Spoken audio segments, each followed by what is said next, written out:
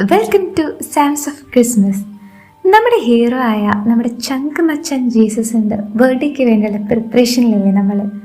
ലോക ചരിത്രത്തെ തന്നെ രണ്ടായി തിരിച്ച ലോകം കണ്ടതിൽ വെച്ച് ഏറ്റവും മഹാനായവനാണ് നമ്മുടെ ക്രിസ്തു. അവൻ്റെ ജീവിതകഥയാണല്ലോ നമ്മുടെ ബൈബിള്. പഴയ നിയമത്തിൽ രക്ഷകനെ കാത്തിരിക്കുന്ന ഒരു ജനതയാണ് നമ്മൾ കാണുന്നത്.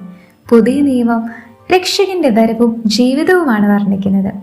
യേശുവിൻ്റെ ജീവിതവും പ്രബോധനങ്ങളും വിശ്വാസത്തിൻ്റെ കാഴ്ചപ്പാടിലൂടെ അവതരിപ്പിക്കുന്ന ഗ്രന്ഥങ്ങളാണ് ബൈബിളിലെ 4 സുവിശേഷങ്ങൾ. ഈശോയുടെ ജനനത്തെയും മറ്റും ഏറ്റവും ആഴമായി വിവരിച്ചിരിക്കുന്നത് നമ്മുടെ ലൂക്കാച്ചനും പിന്നെ മത്തായി സ്ലീഹായുമാണ്. ബാക്കി 3 പേരിൽ നിന്നും വ്യത്യസ്തനാണ് കർത്താവിനെ ഒരിക്കൽ പോലും കാണാനുള്ള ചാൻസ് കിട്ടാതെ പോയ നമ്മുടെ ലൂക്ക. ബട്ട് വിശുദ്ധ ലൂക്ക ക്രിസ്തുവിൻ്റെ ജീവിതത്തെ പറ്റി വ്യക്തമായ ഒരു ഇമേജ് നമുക്ക് തരുന്നുണ്ട്. സ്പെഷ്യലി ക്രിസ്തുവിൻ്റെ ജനനത്തെ പറ്റി മറ്റു 3 പേരും പറഞ്ഞിരിക്കുന്നതിനേക്കാളും കൂടുതലായിട്ട് ഏറ്റവും നല്ല വിവരണം നൽകിയിരിക്കുന്നത് വിശുദ്ധ ലൂക്ക തന്നെയാണ്. പരിശുദ്ധ മറിയത്തെ പറ്റിയും ആഴമായി പറയുന്നത് ലൂക്കയാണ്.